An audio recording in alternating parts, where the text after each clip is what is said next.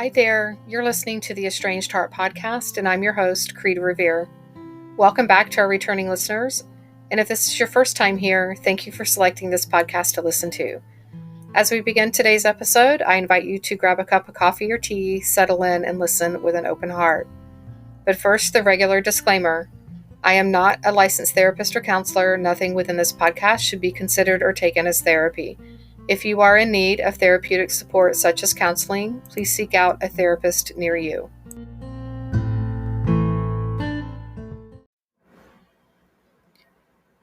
So we're at T-minus 4 weeks and 3 days before the transition from Washington State to Florida takes place. So I am knee deep, chest deep, neck deep, whatever, in packing and sorting and all planning and plotting, all the things related to this new transition, this next transition in my life. So I thank you for your patience and understanding as I navigate this new life that is forthcoming, that is being birthed. For those who are interested in sharing their stories on the podcast, as well as those interested in the support groups for estranged moms, please email me, TheEstrangedHeart@gmail.com, and I am happy to connect with you regarding that. Those will pick back up once I land and get settled in my new home in Florida. I expect that to be back online and functioning on some level mid to late April. So on to today's episode. Okay, today's episode is the final installment, if you will, 6 of 6 for this series on themes of parent and adult child estrangement. And it today is about probably the biggest piece of most every estrangement experience that I see. It included my own. It includes most every adult child that I talk with. What I see online from estranged adult children on social media. What I experienced when I managed working with millennials, excuse me, and what they were struggling with their parents as they were in their late 20s and early 30s, is just this: a lack of apologies and changed behaviors by their parents. So I want to dive into this today. I hope I can give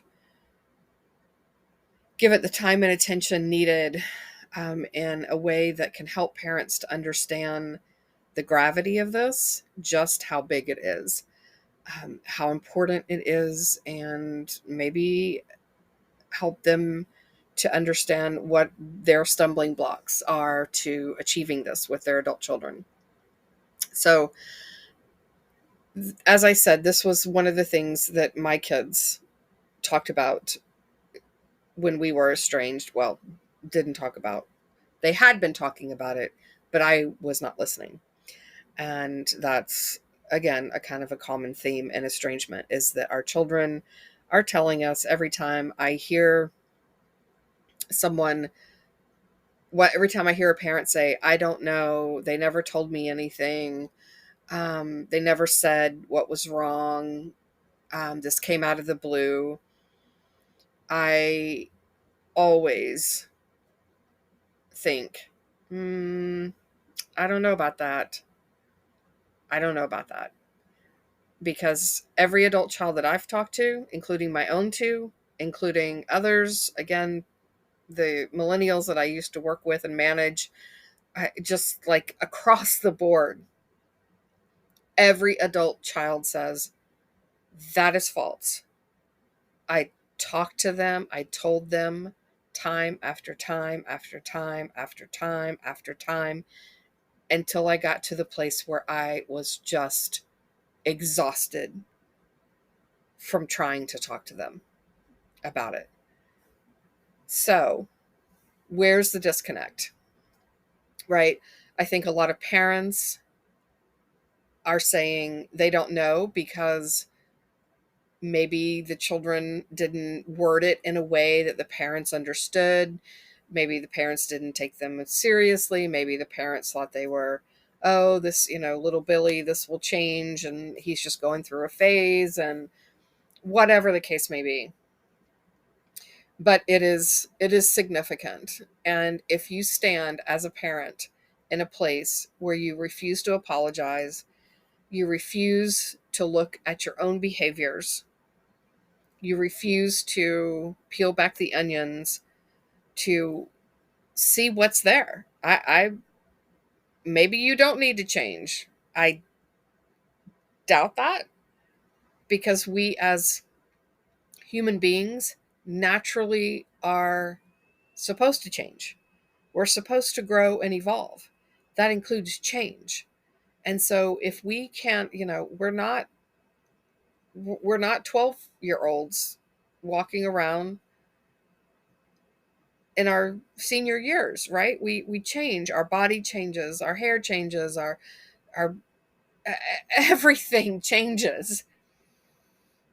And so when we get stuck in this place that our behaviors cannot change, our thoughts cannot change, our opinions and beliefs can't change, we have stopped growing. We have stopped evolving. Just plain and simple. We have stopped.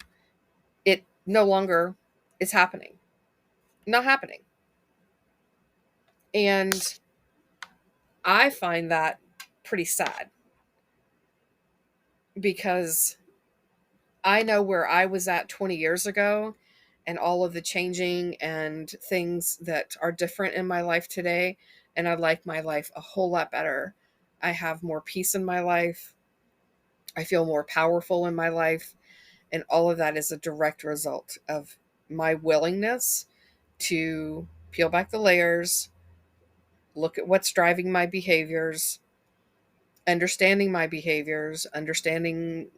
motives, and changing course. So, what I hear oftentimes from the parents is, and again, our words are powerful, right? And how we word things. What I hear from parents is my adult child is demanding that I change. And I'm not changing who I am. I like who I am. I'm not changing who I am. And how dare they place a demand on me? And I ask you to sit with that for a minute. Number one, if they are making a demand, it is a rare occasion that someone will just come out of the gate with a demand. Generally, they ask. Generally, they make a statement about how nice maybe it would be if such and such happened, or that type of thing. And then things just escalate and escalate and escalate. The more they feel they're not being heard, the more they feel invalidated, the escalation increases. Until, yes, finally they get to a place that says, where ultimatums are given and demands are made. Either you do this or this is going to happen. Right? And I get it. As a parent, you're like, whoa, hello. I'm the parent. You're not telling me what to do. And when I hear that, I'm immediately taken back to when my kids were little, and I would say something along the lines of, whoa, I'm the parent, you're the child, you're not telling me what to do. Your adult child is an adult.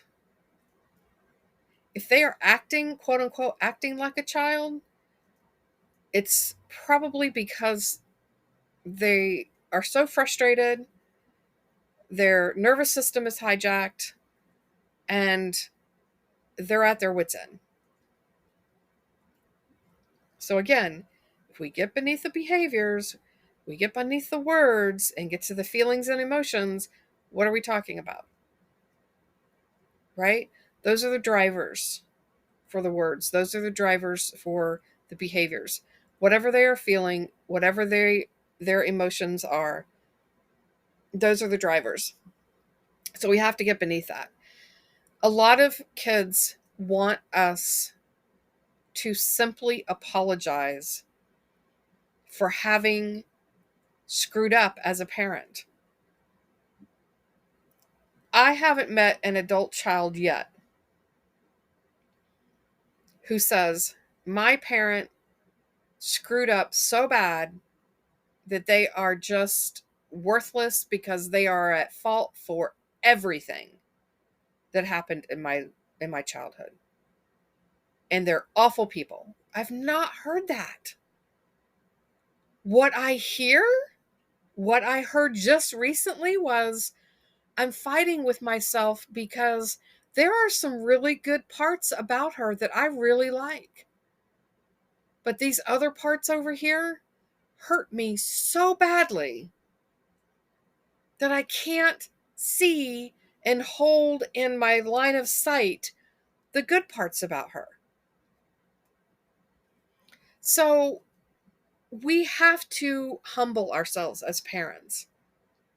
Remember, if you're going to stay in that managerial role with your children are going to fight against that, because that is the reality. A child is to be nurtured and held and kept safe and those types of things throughout their childhood. And then they become adults in their adolescence. That's part of adolescence, is they're supposed to be moving away and individualizing from their parents. They're supposed to be moving into, who am I as an individual? What, outside of my parents? What is this thing about being a human all about? They're supposed to be doing that in adolescenthood. And what we're doing as parents, we're coming in and just smacking them down every chance we get, because they are doing things that are quote unquote out of character. They're doing things that quote unquote make us uncomfortable. Right? They're speaking out. They are questioning. They are doing, and all of those things are supposed to be, that is a part of their growth evolution. But we're squashing it. And then we come in and squash it as a parent of an adult child. We're still managing them instead of being their consultant. So our children want us to allow them to be adults. And as adults, they are entitled to and have a right to have their own opinions. They have a right to say, you hurt me. Right? That is their reality.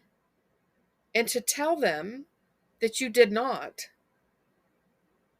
is grossly invalidating, first of all.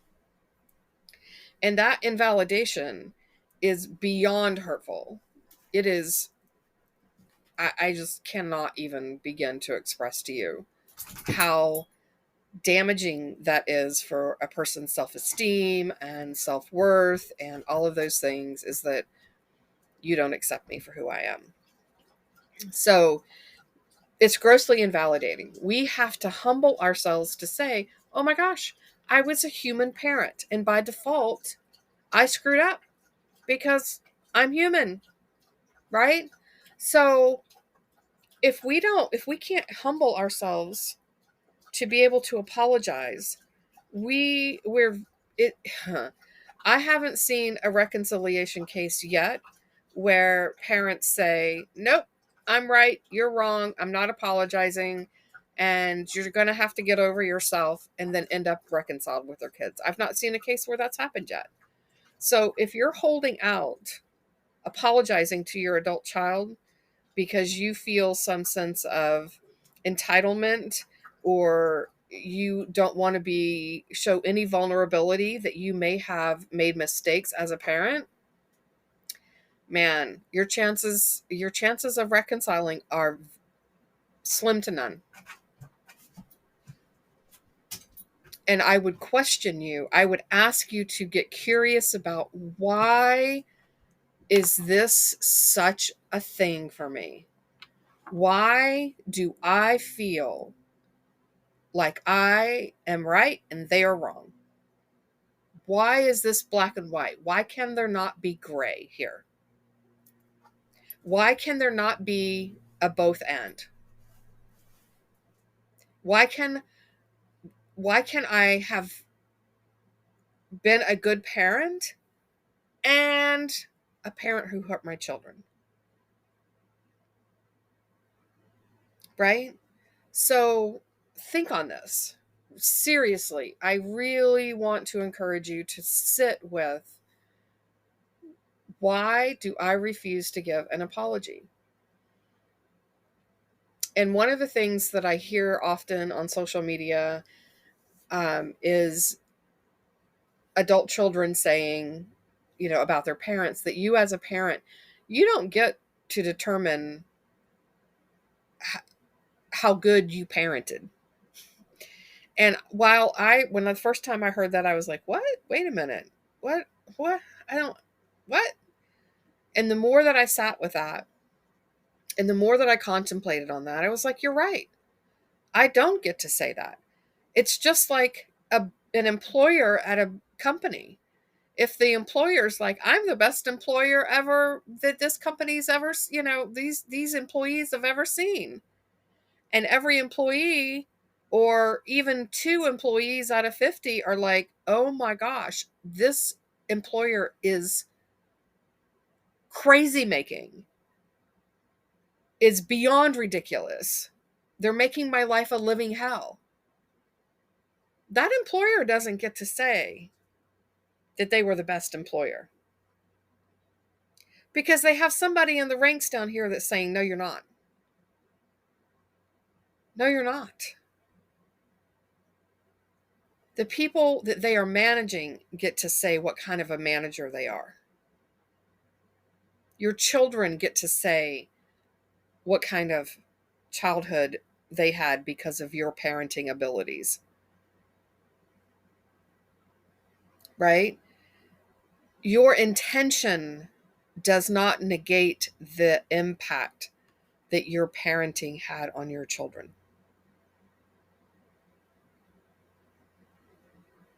I'm going to say that again. Your intentions do not get to override the impact that your parenting had on your children. So we do owe our children apologies, because there were times when we invalidated them. There were times when we were not present for them emotionally. I'm not talking about giving them all the physical things and taking them to all these places. I'm talking about being present emotionally for a child. Okay? So then the adult children are asking for apologies. And maybe they're not asking for an apology. I see this too. I see kids that are like, meh, I don't care. They don't have to apologize to me. I just want them to change their behavior moving forward. I want them to stop invalidating me now. I recognize they didn't know what they didn't know when I was a kid. But my goodness, there are so many sources out here today for parents to begin to educate themselves and understand they are invalidating me at every turn, and I'm sick of it.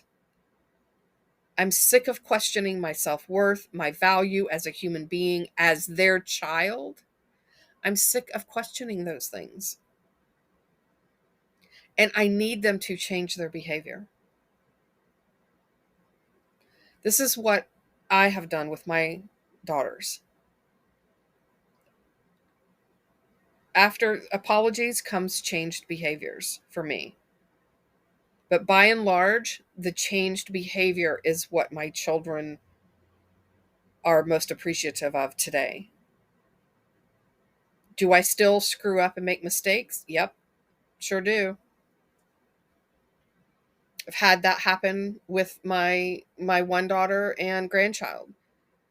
And I slipped up and fell back into old patterns and made a comment about something with my granddaughter, and immediately caught myself, self corrected the statement to my granddaughter, who, by the way, is 2,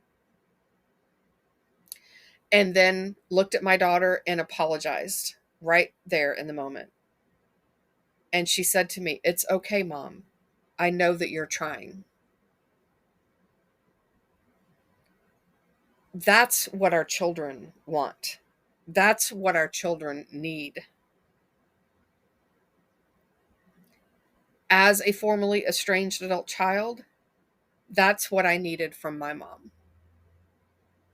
My mom is almost 80. Is she going to change the core of who she is? No, she's not. But she has made strides to change some things. And I applaud her effort in that. We're working on that together now. And even at the ripe old age of almost 55, I still have moments where I am hurt by her and am sent right back to childhood. So your actions as a parent have a lifetime effect on your children. And they desperately need you to change some of the things that you are doing now. They recognize you cannot go back into the past and change the past. If they've done any amount of healing work on themselves, they will understand that. And they won't hold it over your head forever. But even if they haven't done their own healing work, if you do some changing of behaviors, if you issue apologies and change behaviors, that will, it has a ripple out effect. It will affect them, and you'll begin to see changes in them. But it has to start with you. We have to show them the way. It's one of the biggest gifts you can give to your adult child. What does any human being want in the end? To be seen, heard, and validated. You want that. Your adult child wants that. Your adult child is not obligated to give that to you. They are your child. For you to be seen, heard, and validated needs to come from your peers, your spouse, your partner, your therapist, your coach, but not your child. But your child absolutely needs it from you. Absolutely. And those are the two things that I see that promote reconciliation, and families are then able to move into more healthy dynamics. Without it, I don't see it happening. Oftentimes when I hear a parent say the first words are, well, I've been estranged for 10 years. These are two of my top 5 questions that I ask is, have you apologized and have you had behavioral changes? Right? What are the behavioral changes? Well, I just talked about some. Seeing your child, hearing your child without judgments, without defending, without judging, actively listening, being in the present moment, not doing the, well, you were always a difficult child, or we always had school problems with you, or we could never leave you at home because you were just so emotional and so, you were such a drama queen.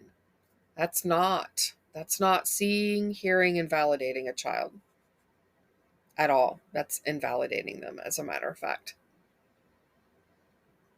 So behavioral changes oftentimes begin with a change in communication and how you communicate verbally with your child. And then it rolls over into other things that you do and say, right? So I think I will leave it here for today. Out of this series, these two things are probably the top when it comes to a way to transform your estrangement experience into a reconciliation experience. If you would like help and support in learning how to do this in a non-judgmental, safe, and respected way, please feel free to reach out to me. I'm happy to discuss coaching options and or having you join one of my support groups. I recognize how difficult this is. I was once there as that parent who didn't know what my kids were talking about. I thought I was on a foreign planet and that no one understood me. If I can change, you can change. You just need some support with that. I don't know of many people that can change like this on their own.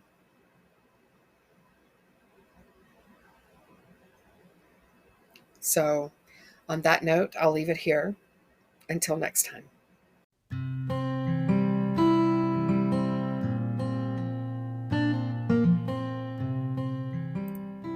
This brings this episode to a close. I hope that this time together was time you feel well spent and that you are able to find some takeaway nuggets to help you on your journey, wherever you may be on your estrangement and reconciliation path. If you feel you've received something helpful or positive from this podcast, please consider following us, sharing this podcast with others, leaving a positive review, perhaps entertaining becoming a guest on our show, or following us on social media, on Instagram, Facebook, and TikTok under the same name, TheEstrangedHeart. As a reminder, there is an online support group on Facebook. If you are a estranged mom who identifies as being spiritual and approaches estrangement with a sense of curiosity rather than blame and judgment, and desire to do inner self-work and reflection, please seek us out.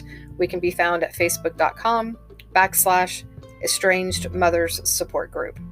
And lastly, if you are an estranged parent or an estranged adult child and would like to have your story shared on the podcast, anonymously or not, please reach out to me via email at theestrangedheart@gmail.com.